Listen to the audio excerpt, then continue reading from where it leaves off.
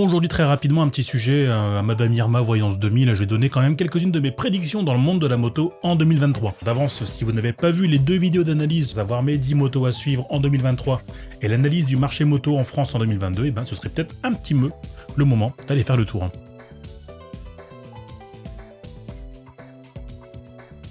On commence tout de suite d'ailleurs avec pour moi ce qui sera le plus marquant, ça y est, sur le top 300 des ventes en France, et ben le micro-segment Adventure Trail est le premier type de moto vendu en France, ce qui signifie qu'en 2022, en France, il s'est vendu plus de trail que de roadster.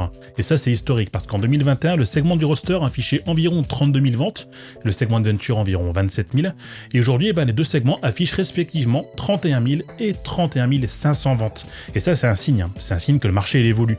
Comme je l'avais dit dans ma vidéo sur la moto d'aventure, un peu plus tôt d'ailleurs en 2022, ben, le public il vieillit, le trail il devient polyvalent et le roadster commence un tout petit peu à prendre de l'inertie. Mais pour moi c'est pas pour autant que le trail marquera un grand écart en 2023, voire même risque déjà de perdre sa place de micro-segment numéro 1. Et pourquoi ? Parce qu'en fait, les nouveautés Roadster, elles vont être extrêmement importantes.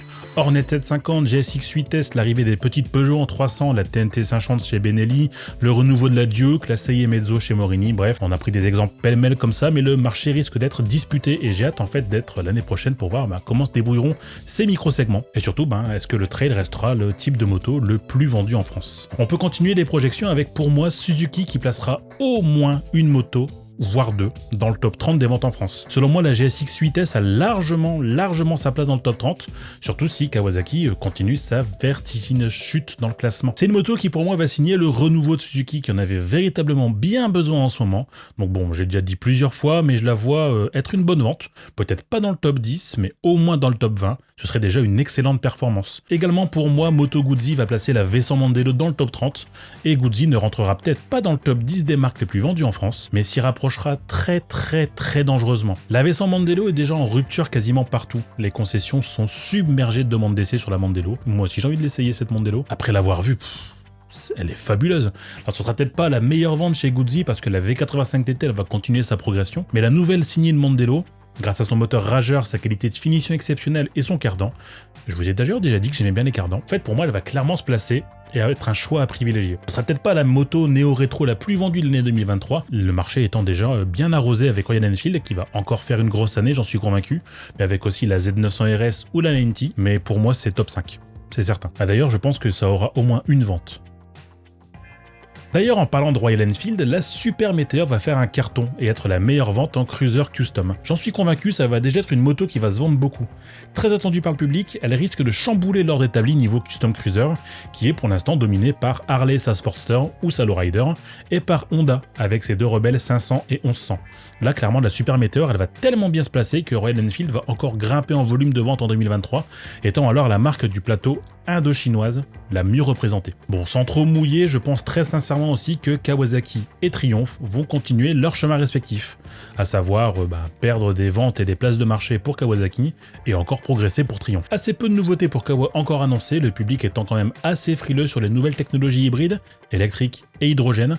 Le Z900 commence à accuser le coup et pour moi il va sortir du top 5, au profit d'ailleurs d'un futur raz-de-marée annoncé, et le ZX50 d'ailleurs qui est déjà parti du top 5 et qui risque de partir du top 30, ça pue quand même un peu pour Kawa. Et que dire de Triumph qui est si bien porté par sa Tiger 1200, son Trident 660 et sa Street Triple. Pour moi, à mon avis, je les vois encore aller grappiller quelques parts de marché et se rapprocher très dangereusement du top 3. Au final, c'est assez pareil, t'as assez peu de nouveautés chez Triumph, mais dans le principe, la dynamique de la marque elle est tellement bonne en ce moment que je suis certain que le marché il va leur sourire. Petit focus sur les motos chinoises. Pour moi, c'est leur année. Alors je serais pas du tout surpris de voir une moto chinoise cette année dans le top 30 d'ailleurs, quitte à savoir maintenant laquelle. Est-ce que ce sera une CF Moto, une Vogue ? Je sais pas, mais bien porté par Royal Enfield qui est véritablement le porte-étendard de cette nouvelle vague et surtout par un marché qui commence vraiment à devenir tendu. Les motos chinoises elles vont pour moi jouer leur plus bel atout, ce sera l'atout prix. Et je serais pas surpris de voir une de ces nouvelles Benelli, la 800 MT de chez CF ou une toute autre machine d'ailleurs dans le top 30 des gros cubes. Ce serait d'ailleurs même assez étonnant de ne pas encore en voir une, vu la progression affichée de ces marques. Je pense aussi d'ailleurs que Harley et KTM vont encore perdre des parts de marché. Et pire encore, perdre petit à petit des places dans le top 10. Bon alors pour moi pas forcément sortir du top 10 qui restera encore identique à celui de 2022, mais les classements risquent quand même d'être assez chamboulés. Ducati et Royal vont passer devant KTM et Harley, et peut-être même d'ailleurs Suzuki risque de passer devant si le public est véritablement attiré par la GSX 8S. Pourquoi ? Parce que pour moi les deux marques elles accusent le coup. Augmentation massive des prix, pas de réelle grande nouveauté, et je suis convaincu qu'il n'y aura plus aucune machine de catoche dans le top 30. La Duke étant pour moi, je pense, en fin de vie. Sur ce modèle 890 déjà, ou alors peut-être déjà trop placé par rapport aux machines en A2, je sais pas. Mais je la vois pas dans le top 30 cette année. Et clairement, la formule risque de se répéter cette année, ce sera chou blanc pour ces deux marques, qui vont devoir retrouver une vraie vigueur, sinon elles risquent cruellement de se faire bouffer. Maintenant, est-ce que le marché moto va grimper en volume ? Je l'espère et je le pense, parce qu'après avoir connu un petit redout et 8 marques du top 10 qui baissent, les marques chinoises et italiennes qui sont en très grande forme, pour moi le marché va repartir à la hausse avec toutes ces nouveautés qui vont sortir. Petit focus quand même sur l'électrique, je sais pas trop ce que ça va donner cette année. Il n'y a pas eu énormément de nouveautés à part Zero et sa DSRX, quelques beaux modèles en 125 et la progression fulgurante du CE04 au niveau des scooters. Sur les motos en gros cube et les marques généralistes, j'attends de voir. Ce sera peut-être pas cette année en 2023, peut-être que Kawasaki avec sa Ninja EV ou Triumph avec son projet TE1 vont commencer à véritablement sortir du bois et j'attends de voir un petit peu ce que ça va donner. Petite prédiction moto, BMW va perdre un peu de place de marché cette année, mais risque clairement pour moi d'annoncer des grosses nouveautés en fin d'année, voire peut-être même en milieu d'année. Je pense très sincèrement que ça va être l'année du moteur 1300 qui va arriver. Et pour cause, parce que BMW Motorrad fêtera ses 100 ans en 2023. Et elle ne peut pas marquer uniquement le coup en annonçant juste une édition spéciale 100 ans. C'est impossible. Je pense qu'il va y avoir un vrai virage avec l'annonce très attendue de la 1300 GS et du 1300 RT, et pour une raison simple, la Tiger 1200. Et oui, en un an, elle fait déjà presque 25% des ventes de la 1250 GS GSA, qui sont déjà en retard technologiquement parlant par rapport à la Tiger. Je pense que pour le coup, BMW va frapper extrêmement fort s'il ne veut pas perdre le nord face à Triumph qui est arrivé en 2022 avec une Tiger 1200 dotée d'options nouvelles comme des détecteurs d'angle mort. Après bon, c'est peut-être pas forcément vrai, mais voilà, moi je pense que ce sera cette année que sera annoncé les nouveaux moteurs pour la RT. Et la GS. Autre prédiction moto, Yamaha et la R9, j'en suis convaincu ça va sortir. Alors je sais pas si ça va vraiment valoir le coup sur le marché, mais retrouver une petite sportive en 3 cylindres, ça va faire vraiment plaisir pour les marques généralistes et elle risque aussi de faire mal. Maintenant, est-ce que ça va vraiment trouver sa place parmi les autres modèles ? Je sais pas. Je sais pas trop, mais pour moi ça sortira cette année, donc on verra bien. Enfin, bien porté par l'engouement de la Hornet et de la Transalp, je suis certain que Honda va décliner sa gamme complète avec un moteur 750. On va retrouver un custom avec la CMX 750 Rebelle, un scrambler avec la CL 750, la CL 500 qui à mon avis va marchouiller mais risque d'être vite éclipsée, une petite sportive en bicylindre avec un futur CBR 751, une mini routière avec une NT 750, et voilà, c'est déjà pas mal. Je pense qu'Honda va venir avec ça sous le coude en fin d'année à NECMA, et ça va clairement inonder le marché avec un moteur qui deviendra extrêmement populaire, déjà qu'il était extrêmement plébiscité. D'ailleurs la Transalp, parlons-en, top 3 garantie. Chez Honda. D'ailleurs, ce sera dans le top 10 des ventes si les journalistes et les médias les trouvent à son goût. Enfin, dernière prédiction, pour moi, la MT-07 va perdre son trône de meilleure vente française. Après nous avoir régalé pendant plus de 8 ans, depuis 2014, parce que la MT-07, ça fait déjà quelques années, pour moi, clairement, elle va perdre sa place après avoir régné pendant 8 ans avec une domination sans partage. Et d'ailleurs, pourquoi ? Parce que pour moi, la formule, elle se renouvelle pas au profit d'autres acteurs du secteur qui commencent vraiment à sortir des trucs à tourner le public.